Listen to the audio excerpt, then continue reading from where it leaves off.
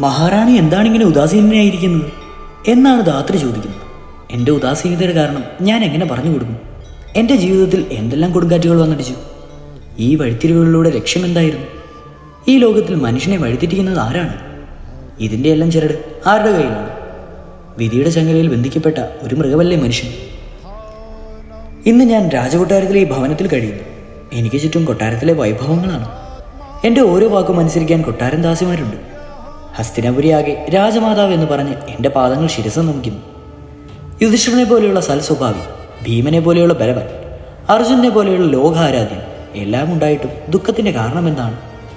ഏതൊരു സ്ത്രീയാണ് ജീവിതത്തിൽ ഇതിൽ കൂടുതൽ ആഗ്രഹിക്കുക? ഇത്തരം ജീവിതത്തിൽ ആർക്കാണ് അഭിമാനമില്ലാതിരിക്കുക? ലോകദൃഷ്ടിയിൽ ഞാനിന്ന് വൈഭവങ്ങളുടെ ഉച്ചയിലല്ലേ? സുഖമെന്ന് പറയുന്നത് ഇതിനേക്കാൾ വലിയതാണ്. അതെ, സാക്ഷാൽ അംഗരാജാവായ കർണന്റെ 8ാം ഭാഗത്തിലേക്ക് ഏവർക്കും സ്വാഗതം.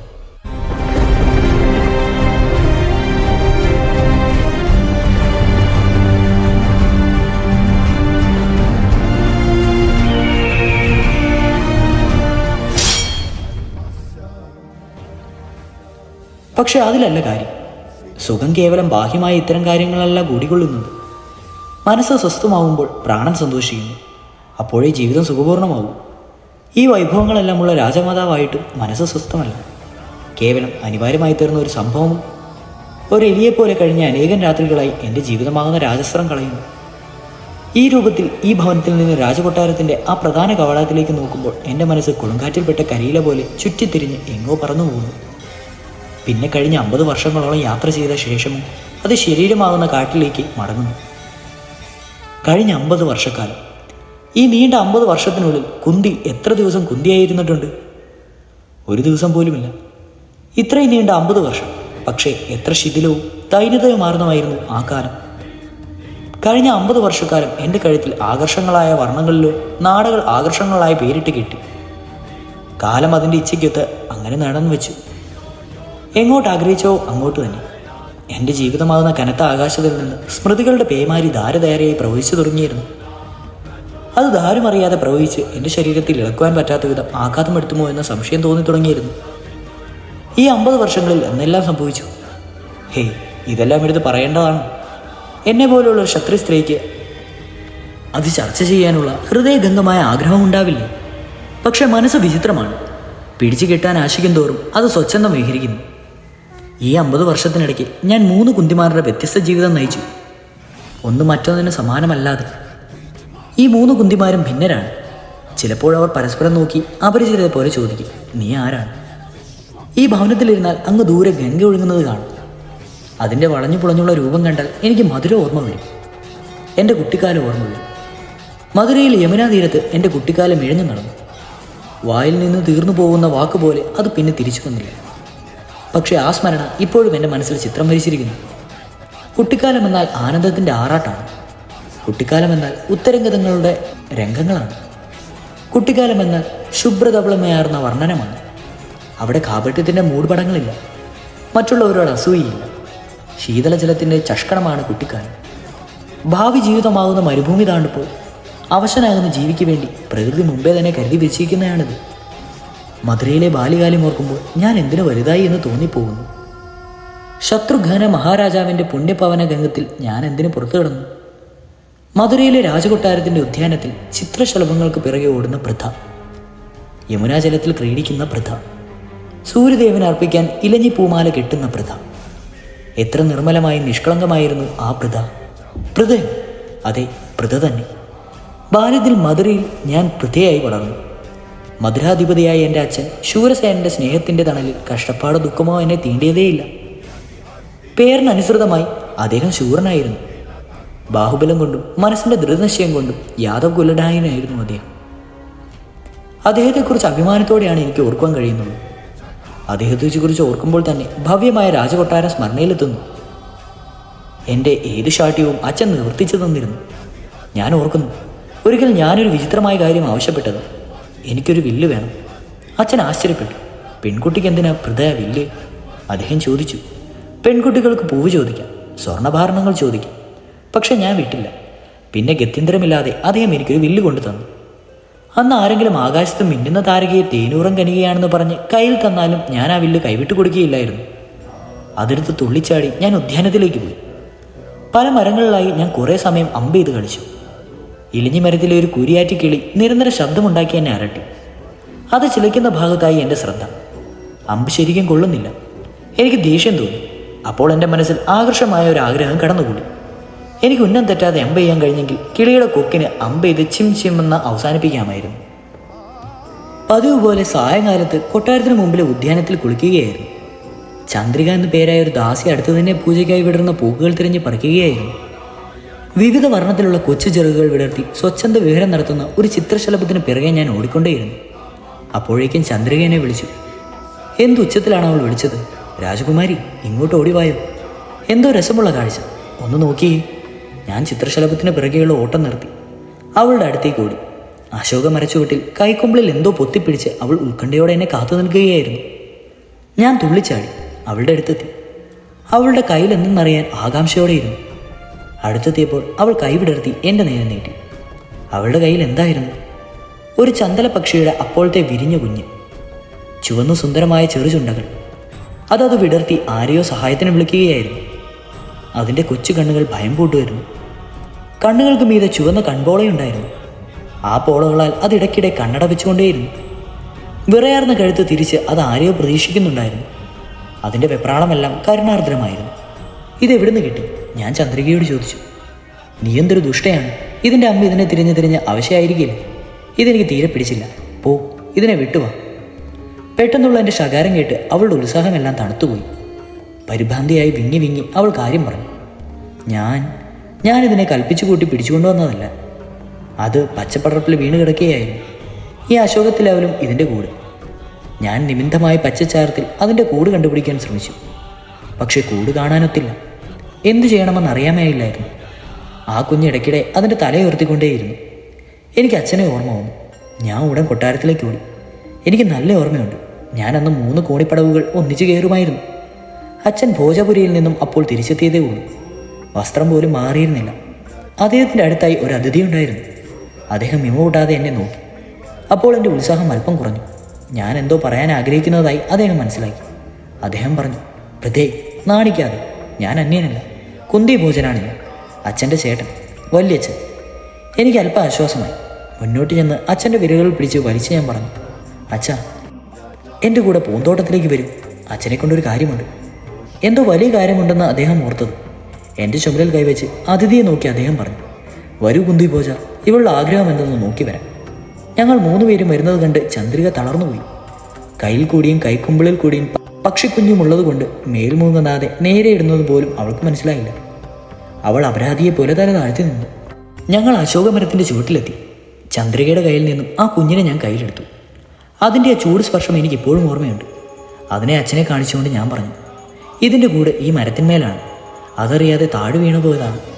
അതിൻ്റെ അമ്മ അതിനെ കൂട്ടിൽ തിരയുന്നുണ്ടാവും. ഇതിനെ ഇപ്പോൾ തന്നെ അതിൻ്റെ കൂട്ടിലിടണം. എന്നെ കൗതുകപൂർവ്വം നോക്കിക്കൊണ്ട് അച്ഛൻ ചോദിച്ചു, അമ്മയ്ക്ക് കുഞ്ഞിൻ്റെ ചിന്ത വേണ്ടേ? കുഞ്ഞിനെ ഒറ്റയ്ക്ക് വിട്ട് അത് ദൂരെ പോകുവാൻ പാടില്ല. അത് കുഞ്ഞിനെ തീറ്റ കൊണ്ടുവരാൻ പോയതായോ? അച്ഛൻ പറഞ്ഞു. അത് കേട്ട് ഞാനും റിപ്ലൈ കൊടുത്തു. അച്ഛൻ എന്നെ നോക്കി ചിരിച്ചു. ചുറ്റും വൃത്യരാരെങ്കിലും ഉണ്ടോ എന്ന് അറിഞ്ഞു. തോട്ടത്തിൽ ആരും ഉണ്ടായിരുന്നില്ല. പതുക്കെ ഇരുട്ട് വ്യാപിച്ചു തുടങ്ങിയിരുന്നു. എൻ്റെ കയ്യിൽ ആ ശിശു ഇടവിടാതെ ചലിച്ചുകൊണ്ടേയിരുന്നു. തള്ളയുടെ ചിഗറിൻ്റെ ചൂടിന്മേലറിഞ്ഞ് അത് അസ്വസ്ഥയാകുകയായിരുന്നു. ഞാനത് നോക്കിയില്ല. ഗദ്ഗതത്തോടെ ഞാൻ പറഞ്ഞു, അച്ഛാ, വേഗം നോക്കൂ, ഇതെന്താണ് ചെയ്യുന്നത്? എൻ്റെ ഇടറിയ സ്വരം അദ്ദേഹം മനസ്സിലാക്കി. അദ്ദേഹം പറഞ്ഞു, അതിനെ ഇവിടെ കൊണ്ടുവരൂ. രാവിലെ നാം തന്നെ അതിനെ കൂട്ടിലെത്തിക്കും. രാവിലെ വരെ അത് അമ്മയെ കൂടാതെ എങ്ങനെ കഴിയും? ഇപ്പോൾ തന്നെ എത്തിച്ചുകൂടി. എൻ്റെ അടുത്ത് വന്ന് അദ്ദേഹം പറഞ്ഞ് മനസ്സിലാക്കുവാൻ ശ്രമിച്ചു. എന്താ മൃദു ഭ്രാന്ത് പറയുന്നത്? ഇവിടെ ഈ സമയത്ത് ഒരു ഭൃത്യൻ പോലുമില്ല. ഈ സമയത്ത് ഇതിനെ എങ്ങനെ കൂട്ടിലെത്തിക്കും? ഇന്ന് രാത്രി നീ നിന്റെ സുന്ദരമായ കിടക്കയിൽ കിടത്തി ഭക്ഷണവും വെള്ളവും കൊടുക്കും. രാവിലെ തീർച്ചയായും ഇതിനെ കൂട്ടിലെത്തിക്കാം. അച്ഛൻ ഇവിടെ ഉള്ളപ്പോൾ പിന്നെ ഭൃത്യൻ എന്തിനാ അച്ഛാ? ഇതിനെ ഇപ്പം തന്നെ കൂട്ടിലെത്തിച്ചില്ലെങ്കിൽ ഞാനും വീട്ടിൽ വരില്ല. ഇതിനെയും കൂടെ രാത്രി ഇവിടെ കഴിയും. അച്ഛൻ കുന്തി ഭോജനോടായി പറഞ്ഞു. ഈ കുട്ടിയെ എങ്ങനെ പറഞ്ഞ് മനസ്സിലാക്കും? വലിയ ശാഠ്യക്കാരിയാണ്. ശൂരസേന, താങ്കൾ മധുരയിലെ രാജാവാണെന്നത് ശരി. പക്ഷേ ഈ നിഷ്കളങ്കമായ പെൺകുട്ടിക്കെന്ത്? അവൾ നിങ്ങളുടെ മുമ്പിൽ ഇങ്ങനെ ശാഠ്യം പിടിക്കും. അച്ഛനോട് അത്രയും പറഞ്ഞ ശേഷം അദ്ദേഹം എൻ്റെ അടുത്ത് വന്ന് പറഞ്ഞു, എടുക്കുമോള് കുഞ്ഞിനെ. ഞാനിതിനെ അമ്മയുടെ അടുത്തെത്തിക്കാം, പോരെ? അച്ഛൻ മുമ്പോട്ട് വന്നു. തിടുക്കത്തിൽ കിളിക്കുഞ്ഞിനെ എൻ്റെ കയ്യിൽ നിന്നും എടുത്തുകൊണ്ട് അച്ഛൻ പറഞ്ഞു, കുന്തി ഭോജ, താങ്കൾ അതിഥിയായി വന്നതല്ലേ? ഞാനിവിടെയുള്ളപ്പോൾ താങ്കൾ മരത്തിൽ കയറുകയോ? പിന്നെ ആരാണെന്ന മധുരയിലെ രാജാവായി മാനിക്കുക? പൃഥ്വിയുടെ അച്ഛനാണെന്ന് ആര് പറയും? അച്ഛൻ ഉത്തരീയവും മിതിയും അഴിച്ച് പച്ചപ്പടർപ്പിൽ വെച്ചു. ധൃതിയിൽ അശോകത്തിൻ്റെ ചുവട്ടിലേക്ക് നടന്നു. അണ്ണാനെ പോലെ മുകളിലേക്ക് കയറുവാൻ അല്പം കഴിഞ്ഞ് മുകളിൽ വിളിച്ചു പറഞ്ഞു, കണ്ടു മോളെ, കൂട് കണ്ടു. കുഞ്ഞിനെ കൂട്ടിൽ വെച്ച് അദ്ദേഹം താഴെ ഇറങ്ങി. ഞാൻ സന്തോഷം കൊണ്ട് കൈയടിച്ചു. അന്ന് എനിക്ക് അച്ഛനോട് അതിയായ ബഹുമാനം തോന്നി. അച്ഛൻ എന്തു പറഞ്ഞാലും അതിനെ എതിർക്കുന്നില്ലെന്ന് ഞാൻ ഉറച്ചു. ഏകദേശം താഴെ എത്തിയപ്പോൾ ഞാൻ അച്ഛനോട് ചോദിച്ചു, അച്ഛാ, അത് ആ കുഞ്ഞിൻ്റെ കൂട് തന്നെയായിരുന്നു? എൻ്റെ ചുമലിൽ കൈവച്ച് അദ്ദേഹം പറഞ്ഞു, മണ്ടി, എന്താണ് ഞാനിത്ര മണ്ടനാണോ? ആ കൂട്ടിൽ ഇതേപോലെയുള്ള 5 കുഞ്ഞുങ്ങൾ വേറെയുണ്ട്. ശൂരസേന, നിന്റെ മകൾ നല്ല കുട്ടിയാണ്. ഭോജാപുരിയിൽ നിന്ന് വന്ന ഭോജരാജാവ് സ്നേഹപൂർവ്വം എൻ്റെ ശിരസ് തലോടിക്കൊണ്ട് പറഞ്ഞു. അന്ന് രാത്രി ഞാൻ പലതവണ ആ പക്ഷിക്കുഞ്ഞിനെ സ്വപ്നം കണ്ടു. അടുത്ത ദിവസം അച്ഛനും കുന്തി ഭോജനും ഭോജപുരിയിലേക്ക് പോകുവാനായി രഥത്തിൽ കയറി. വരുമ്പോൾ നീലത്താമരമാല കൊണ്ടുവരണമെന്ന് പറയാൻ അച്ഛൻ്റെ അടുത്ത് ചെന്നപ്പോൾ അച്ഛൻ പറഞ്ഞു, വാ പൃഥ്വി, നീയും വന്നോ ഭോജപുരിയിലേക്ക്? ഞാൻ അത്ഭുതത്തോടെ നോക്കി. കാരണം ഞാൻ ഇതുവരെ മധുര വിട്ടെങ്ങും പോയിട്ടുണ്ടായിരുന്നില്ല.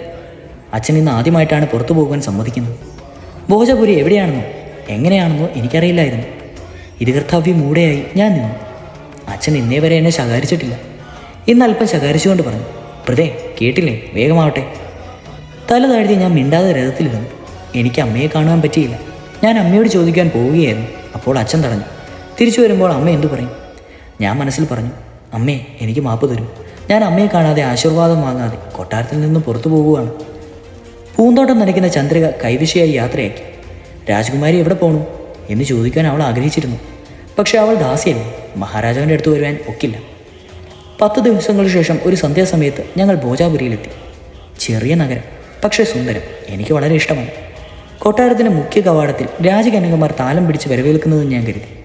കാരണം മധുരയിൽ അതാണ് നടപ്പ്. പക്ഷേ ഭോജപുരിയിൽ ഒരു വെറും ദാസിയാണ് വരവേറ്റത്. അതെനിക്ക് വിചിത്രമായ ഒരു അനുഭവമായിരുന്നു. പ്രധാന കവാടത്തിലൂടെ ഞാൻ അകത്ത് പ്രവേശിച്ചു. കൊട്ടാരത്തിന് മുമ്പിലെ വിജനമായ സ്ഥലം എനിക്ക് തന്നെ പിടിച്ചു. ഒരു കോണിൽ ഒരു ഉദ്യാനം ഒഴിച്ചാൽ എല്ലാം ഒഴിഞ്ഞ സ്ഥലമായിരുന്നു. കൊട്ടാരവും നന്നായിരുന്നു. കിഴക്കോട്ടാണ് മുഖം. ഈ ഒഴിച്ചിട്ട സ്ഥലം സൈന്യത്തിന് കാവത്ത് നടക്കുന്നതെന്ന് കേട്ടു. ഭോജപുരയിലെ 8 ദിവസങ്ങൾ വിരൽ ഞൊടിക്കുന്ന പോലെ കടന്നുപോയി. എൻ്റെ മനസ്സ് തിരിച്ച് മധുരയിലേക്ക് പ്രയാണം ആരംഭിച്ചു. 9ാം ദിവസം അച്ഛൻ മധുരയിലേക്ക് തിരിക്കാൻ രഥമൊരുക്കുവാൻ കൽപ്പിച്ചു. എൻ്റെ മനസ്സ് മധുരയിലെ ഓർമ്മകളിൽ മുഴുകി. പക്ഷേ പിന്നെ ഒരിക്കലും എനിക്ക് മധുരയിലേക്ക് പോകാനൊത്തില്ല. ആശ ഉണ്ടായിരുന്നെങ്കിലും അത് നടന്നില്ല. അന്ന് രാത്രിയിൽ കയറും മുമ്പ് അച്ഛൻ എന്നെ വിളിച്ചു. കുന്തി രാജാവും അവിടെ ഉണ്ടായിരുന്നു. അയാളെ ചൂണ്ടിക്കൊണ്ട് പറഞ്ഞു, പൃഥ്വി, ഇനി നീ ഇവിടെ നിന്നു. ഇതാണ് നിന്റെ മാതാപിതാക്കൾ. അദ്ദേഹം പറയുന്നതിൻ്റെ അർത്ഥം എനിക്ക് ശരിക്കും മനസ്സിലായില്ല. ഉറങ്ങുന്ന കുട്ടിയെ ഭീകരവനത്തിൽ ഉപേക്ഷിച്ച അനുഭവമായിരുന്നു എൻ്റേത്. എനിക്കിവിടെ ആരെയും പരിചയമില്ല. ഈ ഭോജപുരിയിൽ ആരെങ്കിലും മധുര ഏത് ഭാഗത്താണെന്ന് ചോദിച്ചാൽ പോലും എനിക്ക് ശരിക്കും പറയാൻ പറ്റില്ലായിരുന്നു. അച്ഛൻ നീ ഇവിടെ നിൽക്കണമെന്ന് പറയുകയും ചെയ്തിരുന്നു. ഇവർ എന്നെ പരിശോധിക്കുകയാണ്. എൻ്റെ ഇളം മനസ്സിൽ സന്ദേഹം ഉളഞ്ഞുകൂടി. ഞാൻ എന്തിനും ഇവിടെ നിൽക്കണം? എനിക്കിവരെ ഇഷ്ടമല്ലെങ്കിൽ അവരെ തന്നെ മധുരയിൽ ഇവിടെ കൊണ്ടുപോയിടും. ഞാനിവിടെ നിൽക്കണം. പക്ഷേ ഞാൻ ഒറ്റയ്ക്കാണ്, എങ്ങനെ കഴിയും? ഗുരുജനങ്ങളും ഇത്ര നിഷ്ഠൂരമായ എനിക്ക് വില്ലുകൊണ്ടു തരുന്നേ. പൃഥ്വേ എന്ന് വിളിച്ച് എപ്പോഴും അരികെ വരുന്ന ഞാൻ പറയുമ്പോൾ അണ്ണാരക്കണ്ണനെ പോലെ മരം കയറിയ അച്ഛൻ കാവെട്ടിക്കാരനായിരുന്നു. ഞാൻ ഷാട്ടിക്കാരിയായതിനാൽ എന്നെ ശിക്ഷിക്കാൻ പുതിയ വിദ്യ പ്രയോഗിച്ചതാണ്. ഇടറിയ കണ്ടത്തോടെ ഞാൻ ചോദിച്ചു, എന്തേ അച്ഛാ, ഞാൻ എന്തിനാണ് ഇവിടെ നിൽക്കേണ്ടത്? ആർക്കു വേണ്ടി? അച്ഛൻ എന്നെ ഇഷ്ടമില്ല. അങ്ങനെയാണെങ്കിൽ എന്നെ മധുരയിലെ എവിടെയെങ്കിലും കൊണ്ടുപോയി ഉപേക്ഷിക്കും. ഞാൻ ഇനി ഒരിക്കലും ഷാണ്ടി പിടിക്കില്ല. അതല്ല പ്രത്യേക കാര്യം. നിന്നെ എനിക്ക് വളരെ ഇഷ്ടമാണ്. പക്ഷേ ഈ കുന്തി ഭോജന് ഞാൻ വാക്കു കൊടുത്തിരിക്കുന്നു. അച്ഛൻ്റെ ശബ്ദം കനം വെച്ചിരുന്നു. എൻ്റെ ചുമലിൽ തട്ടിക്കൊണ്ട് അദ്ദേഹം പറഞ്ഞു. അച്ഛൻ്റെ കണ്ടമിടർന്നത് ഞാൻ ആദ്യമായി കാണുകയായിരുന്നു. സംശയങ്ങളാൻ എൻ്റെ ഇളം മനസ്സ് പ്രണതമായി. ഇനി എന്തൊക്കെ കേൾക്കാനുള്ളതാണ്? വാക്ക്, എന്തു വാക്ക്? അച്ഛൻ ആർക്കാണ് വാക്ക് കൊടുത്തത്? എന്തിന്? എന്താണ് ഈ വാക്കെന്ന് പറഞ്ഞാൽ? ആകെ തളർന്ന് ഞാൻ ചോദിച്ചു, എന്തു വാക്ക്? കേൾക്ക്, വിറയാർന്ന ശബ്ദത്തോടെ അച്ഛൻ പറഞ്ഞു. 12 വർഷം മുമ്പ് ഞാനും കുന്തി ഭോജനും ഭോജപുരിക്കടുത്ത് കാട്ടിൽ നായാട്ടിന് പോയിരുന്നു. അന്നും നിഷിത പർവ്വതത്തിൽ കാട്ടിലേറെ കറങ്ങിയിട്ടും ഒന്നും കിട്ടിയിരുന്നില്ല. അവസാനം ക്ഷീണിച്ച് വെറുകയോടെ മടങ്ങി. നഗരത്തിന് പുറത്തെത്തിയ ഞങ്ങൾ നദിക്കരയിലിറങ്ങി കുതിരകൾക്ക് വെള്ളം കൊടുത്ത് ഇടതൂർന്ന വളരം സാരവൃക്ഷത്ത് ചുവട്ടിൽ വിശ്രമിക്കുകയായിരുന്നു. കുന്തി ഭോജൻ വല്ലാതെ ദുഃഖിതനായിരുന്നു. ഞാൻ വിചാരിച്ചത് മൃഗങ്ങളെ കിട്ടാതില്ലാതിലുള്ള ദുഃഖമാണെന്നാണ്. കുന്തി ഭോജന് എന്താണ് ഇത്ര ഉദാസീനത? ഞാൻ അദ്ദേഹത്തോട് ചോദിച്ചു. അയാൾ എന്നെ നോക്കുക മാത്രം ചെയ്തു. അയാളുടെ കൈ തടവി ഞാൻ പറഞ്ഞു, രാജാവേ പറയൂ.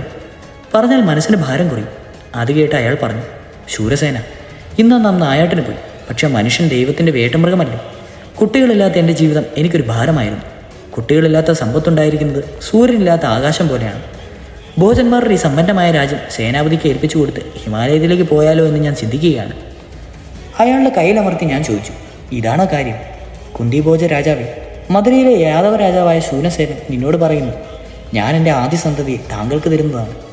പക്ഷേ ക്ഷത്രിയർ ഒരിക്കലും രാജ്യം ഉപേക്ഷിച്ച് പോകുന്ന കാര്യം ആലോചിക്കാൻ പാടില്ല. സന്തോഷരേഖത്താൽ അദ്ദേഹം എന്നെ കെട്ടിപ്പണവും. ഞങ്ങൾ കുതിരകളുമായി നദിക്കരയിൽ നഗരത്തിൽ വന്നു. കുറച്ച് ദിവസം നഗരത്തിൽ കഴിഞ്ഞ് മധുരയിലേക്ക് പോയി. ആ വർഷമാണ് നീ ജനിച്ചത്. ഹൃദയം, കുന്തിഭോജൻ അങ്ങനെയുള്ള എൻ്റെ സഹോദരനാണ്. മോളെ, എനിക്കെൻ്റെ പ്രതിജ്ഞ പാലിക്കണം. നീ നിൻ്റെ കടമയും. ഞാൻ അർദ്ധം നിമിലത്തിലുള്ള നേത്രങ്ങളോടെ രണ്ടുപേരെയും നോക്കിക്കൊണ്ടിരുന്നു. അദ്ദേഹം പറഞ്ഞതിലൊന്നും വാക്ക് എന്ന് കേട്ടില്ല. അതുകൊണ്ട് ഞാൻ ചോദിച്ചു, അച്ഛാ, വാക്ക് എന്ന് വെച്ചാൽ എന്താ? പെട്ടെന്ന് തിരിഞ്ഞ് അദ്ദേഹം പറഞ്ഞു, വാക്ക് എന്ന് പറഞ്ഞാൽ എവിടെയെങ്കിലും നാം ഏറ്റ കാര്യം പാലിക്കുക എന്നാണ് അർത്ഥം. മകളെ ഞാൻ കുന്തിഭോജന് കൊടുക്കാമെന്ന് വാക്ക് കൊടുത്തു. അദ്ദേഹത്തിൻ്റെ കണ്ണുകൾ നിറഞ്ഞിരുന്നു. അലിഞ്ഞെങ്കിലും പോലെ പോയി. എനിക്ക് വേണ്ടി അശോകമരത്തിൽ വലിഞ്ഞു കയറുന്ന അച്ഛൻ ഇന്ന് വാക്ക് പാലിച്ച് കണ്ണീരൊടുക്കുന്നു. അച്ഛൻ പറയുന്നതൊന്നും അവിടെ അവഗണിക്കില്ലെന്ന് അന്ന് അശോകവൃക്ഷ ചുവട്ടിൽ വെച്ച് ഞാൻ തീരുമാനിച്ചതാണ്. എനിക്ക് വേണ്ടി അദ്ദേഹത്തിൻ്റെ കണ്ണ് ഇടറുകയോ. സ്വയം നിയന്ത്രിച്ച് മുമ്പോട്ട് വന്ന് ഞാൻ പറഞ്ഞു, അച്ഛാ, അങ്ങ് പറഞ്ഞാൽ ഞാനിവിടെ നിൽക്കാം. പക്ഷേ അച്ഛൻ കരയരുത്, ദുഃഖിക്കരുത്. അദ്ദേഹം എന്നെ ആലിംഗനം ചെയ്തു. അദ്ദേഹത്തിൻ്റെ കൂറ്റൻ ശരീരം ആലില പോലെ വിറയ്ക്കുന്നുണ്ടായിരുന്നു. കുന്തിഭോജനോടായി അദ്ദേഹം പറഞ്ഞു, രാജൻ, ഞാൻ പ്രാണനെ അധികങ്ങളോളം സ്നേഹിച്ച ഇവളെ സംരക്ഷിച്ചുകൊള്ളു. ഞാൻ ഇവളെയും കൂട്ടി നേരെ ഇങ്ങ് പോന്നു. ഈ കാര്യം അവളുടെ അമ്മയ്ക്ക് പോലും അറിയില്ല. ഈ കാര്യം മുൻകൂട്ടി അറിഞ്ഞിരുന്നെങ്കിൽ അവളെ മധുരയിൽ നിന്ന് വിടുകയില്ലായിരുന്നു. അമ്മയെ ഓർത്ത് എൻ്റെ കണ്ടുമിടറി. അദ്ദേഹം അരയിലെ ഉറയിൽ നിന്ന് വാൾ വലിച്ചൂരി. അതിൻ്റെ മൂർച്ചയേറിയ വായ്ത്തല തിളങ്ങി. വലതു കൈയുടെ പെരുവിലിൽ ആ വായ്ത്തലയിൽ കോറി. രക്തത്തിൻ്റെ നിലയ്ക്കാത്ത രേഖ ആ പെരുവിരലിൽ പ്രത്യക്ഷപ്പെട്ടു. ആ രക്തം അദ്ദേഹം എൻ്റെ നെറ്റിയിൽ തേച്ചു. ആ ചൂട് സ്പർശം ഞാൻ ഇപ്പോഴും ഓർക്കുന്നു. വാൾ ഉറയിലിട്ട് ഇരു കൈകളും എൻ്റെ പൊങ്ങുമുതുക്കി അദ്ദേഹം പറഞ്ഞു, പ്രതേ, നീ ഒരു ക്ഷത്രിയ രാജാവിൻ്റെ മകളാണെന്ന് ഓർമ്മിക്കായിരിക്കട്ടെ. അത് മറക്കരുത്. മറക്കുമോ മോളെ? അദ്ദേഹം കുനിഞ്ഞ് എൻ്റെ നെറ്റിയിൽ ചുംബിച്ചു. രക്തം കൊണ്ട് അദ്ദേഹം വരച്ച തിലകം ചുണ്ടുകളിൽ ഒപ്പിയെടുത്തു. അദ്ദേഹത്തിൻ്റെ കണ്ണുകളിൽ നിന്ന് ഒഴുകിയ അശ്രുകണം താടിയിൽ തടഞ്ഞു നിന്നു. അദ്ദേഹം തിരിഞ്ഞു നടന്ന് ക്ഷണനേരം കൊണ്ട് രഥത്തിൽ കയറി. കയ്യിലെ ചാട്ട വായിലടിച്ചു. രഥം നീങ്ങി. പൊടി പാറി. എൻ്റെ ഉള്ളം മനസ്സ് വ്യാകുലപ്പെട്ടു. കൈകൾ ഉയർത്തി മുമ്പോട്ട് വീഴ്കൊണ്ട് ഞാൻ വിളിച്ചു പറഞ്ഞു, അച്ഛാ, നിൽക്കൂ. കുന്തിഭോജ രാജാവ് മുന്നോട്ട് വന്ന് എന്നെ തടഞ്ഞു. മോളെ, ക്ഷത്രിയൻ ഒരു കാര്യത്തിനിറങ്ങിയാൽ പിന്നെ തിരിഞ്ഞു നോക്കില്ല, അദ്ദേഹം പറഞ്ഞു. ഞാൻ തലകുനിച്ചു പറഞ്ഞു, എന്നെ കൂടെ കൊണ്ടുപോകാനല്ല ഞാൻ വിളിച്ചത്. എൻ്റെ അമ്മയ്ക്ക് ഒരു ഉപഹാരം കൊടുത്തയക്കാനായിരുന്നു. ഇങ്ങോട്ട് വരുമ്പോൾ അമ്മയെ കാണാനൊത്തില്ല. കയ്യിൽ ഊരിപ്പിടിച്ച മോതിരം ഞാൻ അദ്ദേഹത്തിന് നേരെ നീട്ടി. അത് കണ്ട് അദ്ദേഹം നിശബ്ദനായി. അല്പം കഴിഞ്ഞ് പറഞ്ഞു, മോളെ, ആ മോതിരം കൊണ്ടുവരും. ഞാൻ അദ്ദേഹത്തിന് എത്തിക്കും. മോതിരം മാത്രമല്ല, നിന്നെയും. ശൂരസേന രാജാവ് അദ്ദേഹത്തിൻ്റെ വാക്കു പാലിച്ചു. ഒരുപക്ഷെ അദ്ദേഹം എന്നെ പരീക്ഷിക്കാൻ നിശ്ചയിച്ചതാവും. എന്നാൽ ഭോജാപുരിയിലെ രാജാവായ കുന്തിഭോജൻ അത്ര നിർദ്ദയനല്ലെന്ന് ഞാൻ കാണിച്ചു കൊടുക്കും. അയാളുടെ കണ്ണുകളിൽ വിചിത്രമായൊരു തേജസ് പ്രത്യക്ഷമായി. അദ്ദേഹം കൈകാട്ടിയപ്പോൾ ഒരു ഭൃത്യം മുമ്പിലെത്തി. മറ്റൊരു വിധത്തിൽ എന്നെ അച്ഛൻ്റെ അടുത്തിലേക്ക് എത്തിക്കുകയായിരുന്നു ഉദ്ദേശം. നിമിഷങ്ങൾക്കുള്ളിൽ ഞാൻ ചുമലിലെ ഉത്തരയും തലയിലിട്ട് കുനിഞ്ഞ് അദ്ദേഹത്തോട് പറഞ്ഞു, അങ്ങയുടെ മാനസപുത്രിയായ പ്രത അച്ഛനെ അഭിവാദനം ചെയ്യുന്നു. അദ്ദേഹം എന്നെ എടുത്തുയർത്തി എൻ്റെ മുഖത്ത് നോക്കി ഗദ്ഗണ്ഡമായി പറഞ്ഞു, നിന്നെപ്പോലെ സംയമനമുള്ള പുത്രയ്ക്ക് ജന്മം നൽകിയ ശൂരസേനൻ ധന്യനാണ്. പക്ഷേ മോളെ, നിന്റെ മനസ്സ് ഇവിടെയെങ്കിലും നിൽക്കില്ല. എനിക്ക് കുട്ടികളില്ലെങ്കിലും കുട്ടികളുടെ മനസ്സ് എനിക്കറിയാം. മഴവില്ലിൻ്റെ വർണ്ണങ്ങൾ അറിയാൻ ആകാശമാവേണ്ടതില്ലല്ലോ മോളെ. ഇല്ലച്ഛ, ഇനി എന്താണ് എൻ്റെ ജന്മസ്ഥലം? ഇതാണ് എൻ്റെ മധുരം. ഒന്നും ഓർക്കാതെ ഞാൻ പറഞ്ഞു, ആരാണ് എൻ്റെ നാവിൽ നിന്ന് ഇത്രയും ധൈര്യപൂർവ്വം സംസാരിച്ചതെന്ന് ദൈവത്തിന് മാത്രമേ അറിയുള്ളൂ. ഏതായാലും പൂമ്പാറ്റുകൾ പെറുക്കുന്നിടത്ത് പ്രതിയായിരുന്നില്ല അത്. വില്ലുകൊണ്ട് കളിക്കുന്ന പ്രതിയുമായിരുന്നില്ല. ധന്യായിരിക്കട്ടെ മോളെ. ക്ഷത്രിയർ മരിച്ചാലും തലകുനിക്കാത്തവരാണ്. ശൂരസേനൻ്റെ മകനും അങ്ങനെ തന്നെയാവണം. പക്ഷേ നീ ഇവിടെ നിൽക്കരുത്. എന്തുകൊണ്ട്? കാരണം ഈ രാജകൊട്ടാരത്തിൽ ഒറ്റ സ്ത്രീ പോലുമില്ല. എല്ലാ ഉത്തരവാദിത്തങ്ങളും നിന്നിലായിരിക്കും. നിന്നെപ്പോലെ എളുപ്പമായൊരു കുട്ടിക്ക് ചെറുപ്പത്തിൽ ഇത്ര ഭാരമേൽക്കുവാൻ പറ്റില്ല. ഈ ഭാരം ഞാൻ ഏൽക്കും. ഇന്നു മുതൽ ഈ രാജകൊട്ടാരം എൻ്റേതാണ്. ഇവിടുത്തെ ആളുകൾ എൻ്റേതാണ്. എന്നാലും ഞാൻ പ്രതേ എന്ന് വിളിക്കുമ്പോൾ നീ അസ്വസ്ഥയാവും. നിനക്ക് മധുര ഓർമ്മ വരും. ഈ വലിയ കൊട്ടാരത്തിൽ ഏകാന്തിയായിരിക്കുമ്പോൾ ദുഃഖമുണ്ടാവും. അതുകൊണ്ട് ഞാൻ തീരുമാനിച്ചു. എന്തോ പറയാൻ ഉദ്ദേശിച്ച് അദ്ദേഹം നിവർത്തിക്കളഞ്ഞു. അങ്ങ് എന്ത് തീരുമാനിച്ചു? ഉത്സുകതപൂർവ്വം ഞാൻ അറിഞ്ഞു. നിന്നെ പ്രതേ എന്ന് വിളിക്കാതെ അദ്ദേഹം വീണ്ടും നിർത്തി. പ്രതേ എന്നല്ലാതെ അച്ഛൻ എന്താണ് വിളിക്കുവാൻ ഉദ്ദേശിച്ചത്? കുന്തി എന്ന് വിളിക്കാനാണ് ഞാൻ ആശിച്ചത്, എൻ്റെ പേരിൻ്റെ അടിസ്ഥാനത്തിൽ. പക്ഷെ അത് നിനക്ക് ഇഷ്ടപ്പെടില്ലായിരുന്നു. പൊയ്ക്കൂ, നീ അകത്തേക്ക് പൊയ്ക്കൂ. ഞാൻ ഉടൻ മുന്നോട്ട് കുനിഞ്ഞ് നമിച്ചുകൊണ്ട് പറഞ്ഞു, അച്ഛൻ്റെ മകൾ കുന്തി അങ്ങയെ പ്രണമിക്കുന്നു. അപ്രത്യക്ഷമായ എൻ്റെ വാക്കുകൾ കേട്ട് അദ്ദേഹം വികാരപരശനായി. എൻ്റെ അടുത്തിരുത്തി അച്ഛൻ ആലിംഗനം ചെയ്യും പോലെ ആലിംഗനം ചെയ്യുകയും ചെയ്തു. അദ്ദേഹം പറഞ്ഞു, മോളെ കുന്തി, ഒട്ടും ദുഃഖിക്കേണ്ട. നിനക്ക് നിൻ്റെ അച്ഛനെ ഓർത്ത് ദുഃഖിക്കേണ്ടി വരില്ല. നീ ഇവിടെ ഇല്ലായിരുന്നെങ്കിൽ ഇത് ഈ കൊട്ടാരത്തിൻ്റെ ദുരിസ്ഥിതിക്ക് കാരണമാകും. കഴിഞ്ഞ 14 വർഷമായി ഞാൻ നിന്റെ വരവും കാത്തിരിക്കുകയായിരുന്നു. ഈ വീട് രാജ ഐശ്വര്യത്തിൻ്റെ വരവും കാത്തിരിക്കുകയായിരുന്നു. ഇല്ല, ഞാൻ ഇവിടെ നിന്ന് ഒരിക്കലും പോവില്ല. അദ്ദേഹത്തിനെ കെട്ടിപ്പിടിച്ച് ആത്മവിശ്വാസത്തോടും ദൃഢനിശ്ചയത്തോടും കൂടി ഞാൻ പറഞ്ഞു. അദ്ദേഹം എൻ്റെ പുറത്ത് തടവി. എന്നെയും കൊണ്ട് കൊട്ടാരത്തിലേക്ക് പോകുമ്പോൾ അദ്ദേഹത്തിൻ്റെ കണ്ണുകൾ ഈർന്നണയുന്നുണ്ടായിരുന്നു. മനുഷ്യരിൽ അമൂല പരിവർത്തനം നടക്കുന്ന ഓരോ സംഭവത്തിനും എത്ര പ്രചണ്ഡമായ ശക്തിയാണ്. ആ സംഭവത്തിന് ശേഷം ഒരു നിഷ്കളങ്കയായ കുമാരി മിതഭാഷയും ഗൗരവകാരിയുമായ ബാലകിയായി മാറി. ആ ഒരൊറ്റ സംഭവം അവിചാരിതമായി പ്രതിയിൽ മാറ്റമുണ്ടാക്കി. ബാലചാബല്യങ്ങളുടെ ഘട്ടത്തിൽ രാജകൊട്ടാരത്തിൻ്റെ ഉത്തരവാദിത്തങ്ങൾ മുഴങ്ങുവാൻ എന്നിൽ നിശബ്ദമായി. തൻ്റെ മകൾ എന്തു പറ്റിയെന്നറിയാൻ പോലും അച്ഛൻ തിരിഞ്ഞു നോക്കിയില്ല. സ്വന്തം മകളെ ഒരു ആട്ടിൻകുട്ടി എന്ന പോലെ വാഗ്ദാനത്തിൻ്റെ കൂറ്റിയിൽ തളിച്ചിട്ട് അദ്ദേഹം പോയി. ഞാനും അദ്ദേഹത്തിൻ്റെ മകൾ തന്നെ. ഞാനും ഒന്ന് തീരുമാനിച്ചിരിക്കുന്നു, ഇനി മധുരയിലേക്കില്ല. ദിവസങ്ങൾ ഒന്നിനു പുറകെ ഒന്നായി കടന്നുപോയി. മധുരയെപ്പറ്റി നിരന്തരമായ ഓർമ്മ വന്നു. പക്ഷേ എല്ലാം ദൃഢനസ്കതയോടെ തടഞ്ഞു കളഞ്ഞു. കാരണം ഇവിടെ ഞാൻ പ്രതിയല്ല, കുന്തിയാണ്. മാന്യനായ ഒരു രാജാവിൻ്റെ ഏക മകൾ. ഭോജപുരയിലെ ഒരേ ഒരു രാജസ്ത്രീയെ ഉണ്ടായിരുന്നുള്ളൂ, അത് ഞാനാണ്. ഭോജാപുരയിലെ ജനങ്ങൾ കുന്തി ദേവി എന്ന് വിളിച്ച് എന്നെ ബഹുമാനിച്ചു. എനിക്കൊന്നിനും കുറവുണ്ടായിരുന്നില്ല. അച്ഛൻ അതെല്ലാം ശ്രദ്ധിച്ചിരുന്നു. നടപടിക്രമങ്ങളിൽ ചിലത് പെട്ടെന്ന് മനസ്സിലായില്ല. കൊട്ടാരത്തിലെ ഒരു വൃദ്ധവാസി കാര്യങ്ങളെല്ലാം പറഞ്ഞു തന്നു. അവർ എന്നെ വളരെയധികം ശ്രദ്ധിച്ചു. എനിക്കൊരു പുതിയ ജീവിതം ആരംഭിക്കേണ്ടിയിരുന്നു. സ്നേഹത്തോടെ പുറത്തു തലോടുന്ന അമ്മയുടെ കൈകൾ ഇവിടെ ഉണ്ടായിരുന്നില്ല. എന്നിട്ടും വളരെ ശ്രദ്ധയോടും നിശ്ചാർത്ഥത്തോടും കൂടി ഞാനെല്ലാം പഠിച്ചു വരികയായിരുന്നു. വളരെ പ്രയാസപ്പെട്ട് ഞാനെല്ലാം നിയന്ത്രിച്ചു. ദിവസം പ്രതി ഏറെ മനസ്സിലാക്കിക്കൊണ്ടേയിരുന്നു. അങ്ങനെ 2 വർഷം ഞാനിവിടെ കഴിച്ചുകൂട്ടി. രാജകൊട്ടാരത്തിൽ ഞാൻ എല്ലാം പരിശീലിച്ചു കഴിഞ്ഞിരുന്നു. ഭോജപുരിയെപ്പറ്റി ഒരു പുത്തനാകർഷണം തോന്നി. വൃദ്ധദാസിയും ഒരുമിച്ച് ഞാൻ ഇടയ്ക്ക് പുഴക്കരയിൽ പോകുമായിരുന്നു. ഒരിക്കൽ ഞാൻ അവരോട് ചോദിച്ചു, ഈ നദിയുടെ പേര് അശ്വനദി എന്നത് വിചിത്രമായിരിക്കുന്നു. എന്താ കുതിരയുടെ വേഗത്തിൽ ഓടുന്നതുകൊണ്ടാണോ ആ പേര് കൊടുത്തിരിക്കുന്നത്? അല്ല രാജകുമാരി, ഈ ഭോജപുരിയിലെ കുതിരകൾ ഈ നദിയിൽ നിന്നല്ലാതെ വേറെ ഒരിടത്തു നിന്നും വെള്ളം കുടിക്കില്ല. അതുകൊണ്ടാണ് ഇതിന് അശ്വനദി എന്ന് വിളിക്കുന്നത്. ആ വൃദ്ധദാസി അതിസമർത്ഥയായിരുന്നു. ധാത്രി എന്നായിരുന്നു അവളുടെ പേര്. ധാത്രിയുടെ തൊഴിൽ ചെയ്യുന്നത് കൊണ്ടാണ് അവൾക്ക് ആ പേര് കിട്ടിയത്. വലുതും ചെറുതുമായ ഏത് കാര്യത്തെക്കുറിച്ചും അവർക്കറിയാമായിരുന്നു. ഏത് രോഗത്തിന് ഏത് കഷായം കുടിക്കണം, നിഷിദ്ധന്മാരുടെ നാട്ടിൽ രാക്ഷസന്മാർ എങ്ങനെയാണ് ആക്രമണം നടത്തുന്നത് എന്നെല്ലാം അവർക്ക് എനിക്ക് പറഞ്ഞു തന്നിരുന്നു. ഒരിക്കൽ ഞാൻ അവരോട് ചോദിച്ചു, നിഷിദ്ധന്മാരുടെ അയൽപക്കക്കാരായിരുന്ന നമ്മളെങ്കിൽ നമുക്കെന്നും അവരെ ഭയപ്പിക്കേണ്ടി വരുമായിരുന്നു. ആപത്ത് കാലത്ത് സ്ത്രീകളെ സംരക്ഷിക്കുവാൻ എന്ത് സുരക്ഷാ ഏർപ്പാടാണ് കൊട്ടാരത്തിലുള്ളത്? അവർ ചുറ്റും ശ്രദ്ധിച്ച് പതുക്കെ പറഞ്ഞു, സംവിധാനമുണ്ട്. പക്ഷെ ആ കാര്യം എനിക്കും രാജാവിനും മാത്രമേ അറിയൂ. എന്തു സംവിധാനം? ഞാൻ ഉത്സാഹപൂർവ്വം ആരാഞ്ഞു. എൻ്റെ കൂടെ വരും, കാണിച്ചു തരാം. ഞാൻ അവരുടെ കൂടെ കൊട്ടാരത്തിലെ ഒരു മുറിയിൽ പോയി. ചുറ്റും നോക്കി ആരുമില്ലെന്ന് ഉറപ്പുവരുത്തിയ ശേഷം മൂക്കിലായി സ്ഥാപിച്ച ഒരു കല്ലിൻ്റെ മുന്നത്ത് വലത്തോട്ട് തിരിഞ്ഞു. ആ മുറിയുടെ 3 മുഖം മോരേക്ക് മാറി. ഉള്ളിൽ നിന്നും മങ്ങിയ പ്രകാശം പുറത്തേക്ക് വന്നു. അതൊരു തുരങ്കമായിരുന്നു. ഈ തുരങ്കം എങ്ങോട്ടാണ്? ഞാൻ ഉത്സാഹത്തോടെ ചോദിച്ചു. അശ്വനദിയിലേക്ക്, അവർ പറഞ്ഞു. ഞാൻ തുരങ്കത്തിലേക്ക് എത്തി നോക്കിയപ്പോൾ അപ്പോഴേക്കും ഒരു വാവൽ അതിനുള്ളിൽ ചടകടിച്ച് കരഞ്ഞു. അത് പുറത്തേക്ക് പോകാൻ ചെറുകടിക്കുകയായിരുന്നു. പക്ഷെ വഴി മനസ്സിലായില്ല. 2-3 തവണ തുരങ്കത്തിൻ്റെ വാതിൽ വന്നു മുട്ടി. പിന്നെ വെളിച്ചം കിട്ടാനായി ഉണ്ടാക്കിയ ദ്വാരത്തിലൂടെ പുറത്തു കടന്നു. ഈ ചെറുകടി കേട്ട് ഒരു വിചിത്രമായ ചിന്ത എന്നിൽ ഉണർന്നു. ഈ ലോകമാവുന്ന ഭയാനകമായ തുരങ്കത്തിൽ നിന്നും പുറത്തു കിടക്കാൻ ചിറകടിക്കുന്ന പക്ഷിയാണ് ജീവിതം. ഒരിക്കൽ കൊട്ടാരത്തിൽ ഞാനും ധാത്രിയും അച്ഛനും ഇരുന്ന് സംസാരിക്കുകയായിരുന്നു. അപ്പോൾ ഒരു പട്ടാളദൂതൻ അവിടേക്ക് ഓടി വന്ന് ശ്വാസമടക്കി അയാൾ പറഞ്ഞു, മഹാരാജാവേ, നിഷിദ്ധ സൈന്യം കിഴക്ക് നിന്ന് ആക്രമണം തുടങ്ങിയിരിക്കുന്നു. അവർ ഭോജാപുരിയിലേക്ക് കടക്കുകയാണ്. എന്തു പറഞ്ഞു? നേരെ പോയി സൈന്യാധിപരോട് രണഭയും ശംഖും മുഴുക്കാൻ പറയും. ചർമ്മണ്ണത്തയുടെ കരയിൽ അവരെ തടയണം. ഈ ഭോജാപുരിയിൽ കുന്തിഭോജൻ ഉള്ളിടത്തോളം കാലം ഈ രാജ്യം സ്വതന്ത്രമായിരിക്കും. അച്ഛൻ എണീറ്റ് അസ്ത്രശേഖരത്തിലേക്ക് പോയി. സിംഹത്തെപ്പോലെ ഗർവുള്ള നടത്തമായിരുന്നു. സിരകളിൽ ഭോജകുലത്തിൻ്റെ വീര്യമുള്ള രക്തവുമായി. അല്പനിമിഷത്തിനുള്ളിൽ യോദ്ധാവിൻ്റെ വേഷത്തിൽ അദ്ദേഹം മടങ്ങി വന്നു. നഗരത്തിലെങ്ങും ശംഖും ദുന്ദുബിയും രണഭീരിയും മുടക്കി. അച്ഛൻ്റെ മുഖം വിചിത്രമായി പ്രകാശിച്ചു. ഭോജസൈന്യം തയ്യാറായി. എങ്ങും ജയാരവം മുഴങ്ങി. വീരസൈനികർ സ്വാതന്ത്ര്യമായി ജീവൻ ത്യജിക്കാൻ തയ്യാറായി. ഞാൻ ധാത്രിയോട് പഞ്ചരഥി കത്തിക്കാൻ വേണ്ട ഏർപ്പാട് ചെയ്യുവാൻ പറഞ്ഞു. യുദ്ധത്തിന് പോകും മുമ്പ് രാജാവിന് ആരതി ഒഴിയുന്ന ഏർപ്പാടുണ്ട്. ധാത്രി ആരതിയുമായി വന്നു. പക്ഷേ അച്ഛൻ എപ്പോഴേക്കും പുറത്തു പോയിരുന്നു. കൊട്ടാരത്തിൽ നിന്ന് ഞാൻ പറഞ്ഞു, അച്ഛാ നിൽക്കൂ, ഞാൻ ആരതി കത്തി. പിന്തിരിഞ്ഞു നോക്കാതെ അച്ഛൻ പറഞ്ഞു, ഒരിക്കൽ മുഖം തിരിച്ചാൽ പിന്നെ ക്ഷത്രിയൻ ഒരിക്കലും തിരിഞ്ഞു നോക്കിയില്ല മോളെ. നിന്റെ അച്ഛൻ ജയിച്ചു വരുന്ന ശേഷം ആരതി കത്തിക്കാം. അതുവരെ അമ്പലത്തിലെ കുലദൈവത്തിന് മുമ്പിൽ അത് കത്തട്ടെ. ഗരുഡൻ്റെ ചിഹ്നം വരച്ച രാജധ്വരം അദ്ദേഹം കയ്യിലെടുത്തു. വലതുകാൽ വെച്ച് രഥത്തിൽ കയറി അദ്ദേഹം പോയി. മഹാരാജാവ് കുന്തിഭോജൻ വിജയിക്കട്ടെ.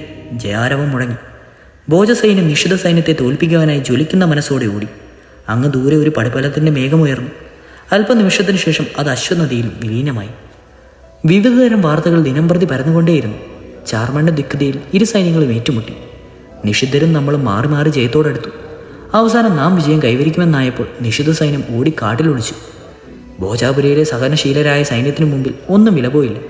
അവസാനം അവർ വിടാജരായത്തിലേക്ക് പോയി. അച്ഛൻ ജയിച്ചു. ഒരു ദൂതൻ അറിയിച്ചു. നിഷാദന്മാരെ ഓടിച്ച് കുന്തിഭോജ രാജാവ് തിരിച്ചു വരുന്നു. നഗരമാകെ ഉത്സാഹത്തിൽ അമർപ്പിലായി. സ്ത്രീകൾ മുറ്റം മെഴുകി. കവാടങ്ങൾ തോരണങ്ങളും തൂക്കി. ശത്രുക്കളെ തോൽപ്പിച്ച് രാജ്യം രക്ഷിക്കുന്ന ഏത് രാജാവിനെയാണ് ജനം ആദരിക്കാതിരിക്കുക? ആരാണ് സ്വാഗതം ചെയ്യാതിരിക്കുക? ആരാണ് അദ്ദേഹത്തിന് പുഷ്പവൃഷ്ടി നടത്താതിരിക്കുക? 15 ദിവസങ്ങൾക്ക് ശേഷം വിജയശ്രീ ലാളിതയായി അദ്ദേഹം തിരിച്ചു വരികയായിരുന്നു. 15 ദിവസമായി കത്തിക്കൊണ്ടിരുന്ന പാഞ്ചാലി കയ്യിലെടുത്ത് ഞാൻ കവാടത്തിൽ നിൽപ്പായി. നഗരത്തിൽ നിന്നും പെരുമ്പറ മുഴങ്ങിക്കൊണ്ടേയിരുന്നു. നഗരവാസികൾ ജയാരവം മുഴക്കുന്നു, പുഷ്പവൃഷ്ടി നടത്തുന്നു. അവസാനം ജയാരവത്തോടെ സൈന്യം കവാടത്തിനടുത്തെത്തി. ആനയും അമ്പാരിയുമായി സൈന്യത്തിന് മുമ്പിൽ അച്ഛനിരിക്കുന്നു. പാപ്പാൻ ആനയെ ഇരുത്തി. അച്ഛൻ മുഖ്യ കവാടത്തിൽ ഇറങ്ങി നിന്നു. അദ്ദേഹത്തിൻ്റെ കണ്ണുകളിൽ നിന്ന് ആനന്ദാശ്രു ഒഴുകി. അദ്ദേഹത്തിൻ്റെ ശിരസ് ഉയർന്നിരുന്നു. മുഖ്യ കവാടത്തിൽ ഞാൻ അദ്ദേഹത്തിന് ആരതി കത്തിച്ചു. പുറത്തെ ആവനാഴിയിൽ നിന്നും അച്ഛൻ ഒരു ശരം പെട്ടെന്ന് വലിച്ചെഴുതി കയ്യിൽ വെച്ചു. അതിൻ്റെ കൂർത്ത മുന ഇടാതെ പെരുവിരലിൽ അമർത്തി. അതിൽ രക്തത്തുള്ളി പൊടിഞ്ഞു.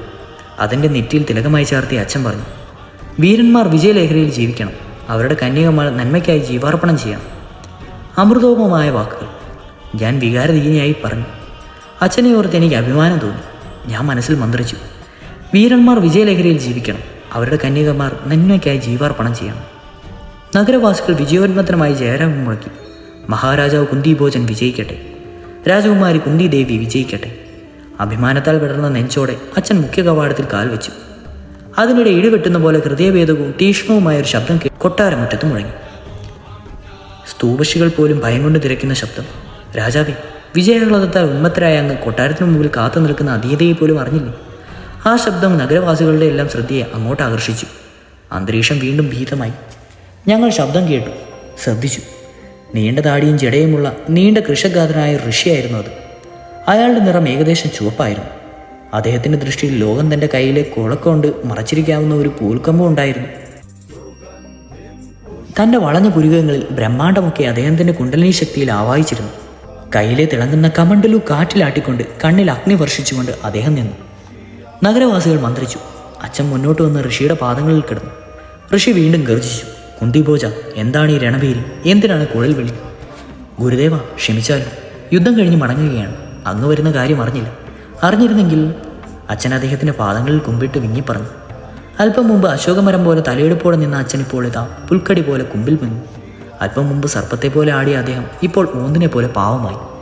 നീ എന്നെ നിന്റെ വൃത്തിയാണെന്ന് കരുതിയോ? ഞാൻ മുൻകൂട്ടി അറിയിക്കാൻ. ഈ മുഖവാദത്തോടും സ്വച്ഛന്തം വിഹരിക്കുന്ന ഋഷിയാണ് ഞാനെന്ന് നീ പറഞ്ഞു. അതോ ഈ ഭൂമിയാകെ നിന്റെ കാൽക്കയിൽ അമർന്നോ? പുരികം താഴ്ത്തി മുനി ഗർജിച്ചു. തലയിൽ ഇടുത്തി വീണ പ്രതീതമായിരുന്നു ജനത്തിൽ. മാപ്പു തരൂ, അങ്ങ് വരുന്ന കാര്യം അറിഞ്ഞിരുന്നെങ്കിൽ. ശരീരം താങ്ങി നിന്ന് അദ്ദേഹം പറഞ്ഞു. സ്വാഗതവും മനോപനങ്ങളും നിന്നെപ്പോലെയുള്ള രാജാക്കന്മാർക്കുള്ളതാണ്. എനിക്കതാവശ്യമില്ല. മാപ്പു തരൂ, കൈകൂപ്പി വിനീതയായി അപേക്ഷിച്ചു. ശരി, നടക്കൂ രാജാവേ.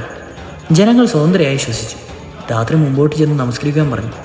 ഞാൻ പതുക്കെ മുമ്പോട്ട് ചെന്ന് കുനിഞ്ഞ് ഋഷിയെ നമസ്കരിച്ചു. ഇതാരാണ് രാജാവേ? അദ്ദേഹം അച്ഛനോട് ചോദിച്ചു. ഇതെൻ്റെ മകൾ കുന്തിയാണ്. നിന്റെ മകൾ? രാജാവേ, നീ ആരോടാണ് സംസാരിക്കുന്നതെന്ന് നിനക്ക് അറിയിക്കും അറിയാലോ. അല്ല ഗുരുദേവ, ക്ഷമിക്കൂ. ഇത് ശൂരസേനൻ്റെ മകൾ പ്രതിയാണ്, എൻ്റെ മാനസപുത്രി കുന്തി.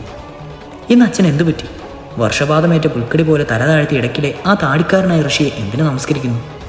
രാജാവേ, ഞാനിവിടെ ഭോഗാലസ്യയുടെ വന്നവനല്ല. എനിക്കൊരു മഹായജ്ഞം നടത്തണം. അവിടെ ഈ ഭോജാപുരി, ഈ രാജകൊട്ടാരത്തിൽ എൻ്റെ അന്തരാത്മാവ് എനിക്ക് നിർദ്ദേശം നൽകിയതാണ്. ഭൃത്യന്മാർ അങ്ങനെ സേവിക്കുവാൻ തയ്യാറായി നിൽപ്പുണ്ട്. അച്ഛൻ കുനിഞ്ഞു പറഞ്ഞു. ഈ മഹായജ്ഞം അത്ര ലളിതമല്ല രാജാവേ. ഈ യജ്ഞത്തിലൂടെ ഈ ലോകം സൃഷ്ടിക്കാൻ ഉതകിയ മുതലത്വമായ പഞ്ചമഹാഭൂതങ്ങളെയും ആഹ്വാനിച്ച് എൻ്റെ കാൽക്കീകൾ കൊണ്ടുവരും. ഏത് ശക്തിയിലാണോ ഈ ലോകം ചലിക്കുന്നത്, ആ ശക്തിയെ ഞാൻ ഈ യജ്ഞം കൊണ്ട് കീഴ്പ്പെടുത്തും. മനസ്സിലായോ? ഈ യജ്ഞത്തിന് എന്തെങ്കിലും കുറവ് സംഭവിച്ചാൽ... അദ്ദേഹം ദൃഷ്ടി കറക്കി. ഇല്ല ഗുരുദേവ, ഞാൻ കുന്തിയും ഒരു കുറവും വരുത്താതെ നോക്കിക്കോളാം. ശ്രദ്ധയിരിക്കട്ടെ കുന്തിഭോജ, ആര്യാവർത്തത്തിൽ ആദ്യമാണ് ഈ യജ്ഞം നടത്തുവാൻ പോകുന്നത്. ഇതിനായി കഴിഞ്ഞ 40 കൊല്ലമായി ഹിമാലയത്തിൽ കഠിനതപം ചെയ്ത് മനസ്സൊരു ദിവ്യദീക്ഷയോടെ വന്നിരിക്കുകയാണ് ഞാൻ. ഗുരുദേവ, ഇന്ന് ഞാൻ ധന്യനാണ്. കൊട്ടാരത്തിലേക്ക് നടന്നാലും. എന്തിനു കൊട്ടാരത്തിൽ പോകണം? സമ്പത്ത് വിലസിനെടുത്താലും ആത്മാവ് നശിക്കുന്നു. ഞാൻ പർണശാലയിൽ കഴിയും. കൊട്ടാരത്തിന് മുമ്പിൽ ഒരു പർണശാലയിൽ. അങ്ങയുടെ ആജ്ഞ പോലെ ഈ കുന്തി അങ്ങയെ സേവിക്കും. ഋഷി കൊട്ടാരത്തിൻ്റെ മുഖ്യ കവാടത്തിനുള്ളിൽ കടന്നു. ജനങ്ങൾ ഉദ്ഘോഷിച്ചു, മഹർഷി ദുർവാസാവ് വിജയിക്കട്ടെ. ഋഷി ദുർവാസാവ് തൽക്ഷണം തിരിഞ്ഞല്ലറി, ആർക്കാണ് ജയാരവം? ഇവിടെ നിന്ന് അട്ടഹസിക്കുന്നതിലും ഭേദമാണ് പാടത്ത് പോയി അട്ടഹസിക്കുന്നത്. വെട്ടികിളക്ക് പോലും പറന്നുപോകും. പോകൂ ദൂരെ. രാജാവേ, ഇത്തരം ശല്യങ്ങൾ ഞാൻ സഹിക്കില്ല. എനിക്ക് പൂർണ്ണമായ ഏകാന്തത ആവശ്യമാണ്. അതാണ് ദുർവാസാവ്, അത്രി മഹർഷിയുടെ മകൻ, സ്ത്രീദേവിയായ അനസൂയയുടെ പുത്രൻ. ആര്യാവർത്തത്തിലെ മൊത്ത ഋഷികളുടെ കോപവും തൻ്റെ കമണ്ടവയിൽ ഒടുക്കുവാൻ കൽപ്പുള്ള ദുർവാസാവാണ് ഇദ്ദേഹം. ഉടൻ തന്നെ കൊട്ടാരത്തിന് മുമ്പിൽ ഒരു പർണശാല ഉയർന്നു. ഒരു വിചിത്രമായ കാഴ്ച. സമ്പൽ സമൃദ്ധമായ കൊട്ടാരത്തിന് മുമ്പിൽ വൈക്കോലിൽ തീർത്ത പർണശാല. കൊട്ടാരത്തിൽ വരുന്നവരെല്ലാം ഇത് അത്ഭുതത്തോടെ നോക്കി. സൈന്യം കവാത്ത് നടത്തിയ സ്ഥലത്ത് മഹർഷി ദുർവാസാവിൻ്റെ വേദോച്ചാരണങ്ങൾ. ഓം ഭുർഭുവാ സ്വാഹ. മഹർഷി ബ്രാഹ്മണ മുഹൂർത്തത്തിൽ എഴുന്നേറ്റ് അശ്വനദിയിൽ പോയി കുളിച്ച് മന്ത്രോച്ചാരണത്തിനായി കിഴക്ക് തിരിഞ്ഞിരിക്കും. യജ്ഞകുണ്ഡത്തിൽ ചമതയും മറ്റും കത്തുന്ന പുകയിൽ കൊട്ടാരവാസികളുടെ കണ്ണു നിറഞ്ഞു. ദുർവാസാവ് മഹർഷി, എത്ര ഭ്രാന്തവും ശാഠ്യപൂർണമായ സ്വഭാവമാണ് അദ്ദേഹത്തിൻ്റേത്. വിശ്വശ്രേഷ്ഠാവിൻ്റെ ദിവ്യശക്തിയെ ജയിക്കുവാൻ ഇച്ഛിക്കുന്ന അയാളാണ് അദ്ദേഹം. പഞ്ചഭൂതങ്ങളെയും വൃത്യനാക്കാൻ ആശിക്കുന്നു. അദ്ദേഹത്തിൻ്റെ മനസ്ഥിതി വർണ്ണിക്കുക അസാധ്യം തന്നെ. ഒരു ഉച്ചകുട്ടിയെപ്പോലെ പാലിന് ശാഠ്യം പിടിക്കുന്ന അദ്ദേഹം ചിലപ്പോൾ 2 ദിവസം ഒന്നും കഴിക്കുകയില്ല. ചിലപ്പോൾ ചില പ്രത്യേകതരം ചമത ആവശ്യപ്പെടും. ചിലപ്പോൾ അവ ദൂരെ എറിയും. ചിലപ്പോൾ എന്നോട് അലറിക്കൊണ്ടേയിരിക്കും. ചിലപ്പോൾ ദിവസങ്ങളോളം ഒന്നും ഒരു അടിയുകയില്ല. അത്തരക്കാരനായ മഹർഷിയെ പരിചരിക്കുന്നതിനും ഭാരമാണ് അച്ഛൻ എനിക്ക് ഏൽപ്പിച്ചത്. അദ്ദേഹം എന്നെ സമാശ്വസിപ്പിച്ചു. മഹർഷി എത്ര അലറിയാലും നീ മറുത്തൊന്നും പറയരുത്. മുഖത്ത് പ്രസന്നത കൈവിടരുത്. അദ്ദേഹത്തെ സേവിക്കുന്നതിൽ യാതൊരു അലഭാവവും കാണരുത്. പലപ്പോഴും ഋഷിയുടെ പെരുമാറ്റം അസഹ്യമായിരുന്നു. അദ്ദേഹം കാൽ കഴുകി കൊടുക്കാൻ പോലും ആജ്ഞാപിക്കുമായിരുന്നു. ഇത്തരം വിചിത്രമായ പ്രവൃത്തികൾ ചെയ്ത് പലപ്പോഴും എൻ്റെ ശരീരം ക്ഷീണിച്ച അവശയാണ്. മനസ്സ് തളരും. എന്നാലും അച്ഛനു വേണ്ടി ഞാനെല്ലാം സഹിച്ചു. കഴുകിയ കാൽ തുടയ്ക്കേണ്ടി വന്നു. ആ പർണശാലയ്ക്ക് തീ കൊളുത്തി ചാരമാക്കി മധുരയിലേക്ക് പോയാലോ എന്ന് പോലും ഞാൻ ആഗ്രഹിച്ചിരുന്നു. ഈ ഭ്രാന്തൻ്റെ കൂടെ ഇങ്ങനെ കഴിഞ്ഞാൽ ഞാനും ഭ്രാന്തിയായി പോവില്ലേ എന്ന് സംശയിച്ചു. 1 2 10 മാസത്തോളം ഈ വിചിത്രമായ പെരുമാറ്റം ഞാൻ സഹിച്ചു. എന്നും അർദ്ധരാത്രി എഴുന്നേറ്റിരുന്ന് പാതി ഉറക്കത്തിൽ ഋഷിക്ക് പ്രഭാതത്തിലെ ആവശ്യമായുള്ള പൂജദ്രവ്യങ്ങൾ ഒരുക്കണം. ഉറക്കം മതിയാവാതെ എൻ്റെ കണ്ണുകൾ ചുവന്നിരുന്നു. ഞാൻ ക്ഷീണിച്ചു. എൻ്റെ ഈ ദുരവസ്ഥ കണ്ട് ധാത്രി ദുർവാസാവിനെ ശപിക്കുകയായിരുന്നു. അവസാന ദിവസങ്ങളിൽ മഹർഷി പർണശാലയ്ക്ക് പുറത്തു കിടക്കാതെയായി. അവസാനത്തെ 2 മാസം അദ്ദേഹം ഒന്നും സംസാരിച്ചതേയില്ല. രാത്രി മുഴുവൻ ഉറങ്ങാതെ മന്ത്രം ഉരുവിട്ടുകൊണ്ടേയിരുന്നു. ഈ ഉണർന്നിരിപ്പ് എന്നെ പേടിപ്പെടുത്തി. ഈ ഋഷി ആ ശക്തിയെ കീഴടക്കുന്നതിന് പകരം ആ ശക്തിയിൽ വലിച്ചായാലും ഈ യജ്ഞത്തിൽ നിന്ന് എന്ത് സൃഷ്ടിക്കപ്പെടും? ഈ മഹാഭൂതങ്ങളെ സേവരാക്കി ഇദ്ദേഹം എന്തു ചെയ്യും? നിരവധി ചോദ്യങ്ങളാൽ എൻ്റെ മനസ്സ് വ്യാകുലപ്പെട്ടു. ആർക്കും എങ്ങോട്ടും തിരിയാൻ വയ്യ. അദ്ദേഹം എപ്പോഴാണ് പർണശാലയിൽ നിന്ന് ഒച്ചവയ്ക്കുന്നതെന്ന് ആർക്കറിയാം? എപ്പോൾ എന്ത് ആവശ്യപ്പെടുമെന്നും അറിയില്ല. ഒരു പൗർണമി ദിവസം ഓരോന്നാലോചിച്ചുകൊണ്ട് ഞാൻ കിടന്നു. കുളി കഴിഞ്ഞ് ഞാൻ ഗാഢമായി ഉറങ്ങി. പുലർച്ചെ ഒരർച്ച കേട്ടപ്പോഴാണ് ഞാൻ ഉണർന്നത്. പർണശാലയിൽ നിന്നും ദുർവാസാവ് അലറുകയായിരുന്നു. പാലും പഴവും മാത്രം ഭക്ഷിച്ചിട്ടും അദ്ദേഹത്തിൻ്റെ ശബ്ദം എത്ര ശക്തമായിരുന്നു! കുന്തിഭോജ, ഹേ കുന്തിഭോജ! ഞാൻ എഴുന്നേറ്റ് പരിഭ്രമത്തോട് ഓടിച്ചെന്നു. അദ്ദേഹം കണ്ണു തുറന്ന് എനിക്ക് ആ കണ്ണുകളിൽ നോക്കുവാൻ കഴിഞ്ഞില്ല. അവ തിളങ്ങുന്ന 2 ഗോണങ്ങളായിരുന്നു. എന്നെ കണ്ടപ്പോൾ ചിരിയുടെ ഒരു നേർത്ത രേഖ അദ്ദേഹത്തിൻ്റെ മുഖത്ത് മിന്നി. ഘനഗംഭീരമായ ശബ്ദത്തിൽ അദ്ദേഹം പറഞ്ഞു, കുന്തി, എനിക്ക് ചെയ്ത സേവനത്തിൻ്റെ ഫലം ഇന്നും നിനക്ക് അനുഭവിക്കാം. ലോകം ഇനി നിന്നെ വീരമാതാവായി മാനിക്കും. വാ ഇവിടെ ഇരിക്കുക. ഞാൻ അനങ്ങാതെ നിന്നു. അദ്ദേഹം ഗർജിച്ചു, ഇരിക്കൂ. യജ്ഞവേദിയിൽ ഇരിക്കുവാൻ ഞാനിരുന്നു. അദ്ദേഹം പറയുന്നതിൻ്റെ അർത്ഥം എനിക്ക് മനസ്സിലായില്ല. അദ്ദേഹം പറഞ്ഞു, ഈ ലോകത്തിലെ പഞ്ചമഹാഭൂതങ്ങളെയും ഞാൻ എൻ്റെ മന്ത്രച്ചുരുളിൽ രഥത്തിൻ്റെ അശ്വങ്ങളെ പോലെ ബന്ധിച്ചിരിക്കുകയാണ്. എൻ്റെ ശ്രമം വിജയിച്ചു. ആചമനത്തിലുള്ള വെള്ളമെടുക്കും. പക്ഷേ എൻ്റെ മനസ്സ് വിറച്ചു. കുന്തി, നീ ആരുടെ മുമ്പിലാണ് നിൽക്കുന്നതെന്നറിയാമോ? അദ്ദേഹത്തിൻ്റെ കണ്ണിൽ നിന്നും അഗ്നി ബഹിർഗമിച്ചു. അദ്ദേഹം എന്നെ ദഹിപ്പിക്കാൻ പോകുന്നതായിരുന്നു. ഞാൻ മിണ്ടാതെ വെള്ളമെടുത്തു. അദ്ദേഹം ഇടപെടാതെ മന്ത്രം ഉരുവിട്ടു തുടങ്ങി. ഈ മന്ത്രം ഞാൻ മുമ്പ് ഒരിക്കലും കേട്ടിരുന്നില്ല. എന്നിരുന്നാലും ചെവിയുടെ എൻ്റെ മനസ്സിൽ വ്യക്തമായി പതിഞ്ഞു. ആ മന്ത്രങ്ങൾ കേൾക്കുമ്പോൾ എൻ്റെ മനസ്സ് ഇതുവരെ കിട്ടിയില്ലാത്ത ഒരു ആനന്ദം കിട്ടി. ആ മന്ത്രധ്വനി അമൃതതരങ്ങളാണെന്ന് തോന്നി. നിമിഷ നേരത്തേക്ക് ഞാൻ ആ ധ്വനി തന്നെയാണെന്ന് തോന്നിപ്പോയി. കൺമുമ്പിൽ ഒരു പ്രകാശവൃത്തം പ്രകടമായി. മന്ത്രോച്ചാരണം അവസാനിപ്പിച്ച ശേഷം ഒരു ധീര ജേതാവിനെ പോലെ ദുർവാസാവ് എഴുന്നേറ്റു. എൻ്റെ ശിരസിൽ കൈവച്ചുകൊണ്ട് അദ്ദേഹം പറഞ്ഞു, കുന്തി, ഈ ആര്യവർത്തത്തിൽ നിന്നെപ്പോലെ മറ്റൊരു സ്ത്രീ ഉണ്ടാവില്ല. ഏതേത് ശക്തികൾ ധ്യാനിച്ച് നീ ഇത്ര മന്ത്രം ഉരുവിടുന്നു, ആ ശക്തികൾ മർത്യരൂപം കൊണ്ട് ഉടൻ തന്നെ നിന്റെ മുമ്പിൽ വൃത്യരെ പോലെ വന്നു നിൽക്കും. നിന്റെ വയറ്റിൽ അതേ രൂപത്തിൽ തേജസ്വിയായ മകന് രൂപം നൽകി തിരോധാനം ചെയ്യും. ഇത് ദുർവാസാവിൻ്റെ വചനമാണ്. ഓർമ്മയിരിക്കട്ടെ, പൊയ്ക്കോളൂ. എൻ്റെ മറുപടി കാത്തു നിൽക്കാതെ, അച്ഛനെ കാണുവാൻ നിൽക്കാതെ അദ്ദേഹം വന്ന അതേ രീതിയിൽ കമണ്ടലു വീശിക്കൊണ്ട് മതയാനയെപ്പോലെ പർണശാലയിൽ നിന്ന് പുറത്തു കിടന്ന് കൊട്ടാരത്തിൻ്റെ അതിർത്തി വിട്ട് വടക്കോട്ട് നടന്നു. യജ്ഞകുണ്ഡത്തിലെ ചാരം കാറ്റിൻ്റെ അലകൾ പോലെ പർണശാലയിൽ വ്യാപിക്കുവാൻ തുടങ്ങി. ദുർവാസാവ് ഇരുന്ന പുലിത്തോട് കാറ്റിൻ്റെ ശക്തിയിൽ പുറം മറഞ്ഞു. തുടരും.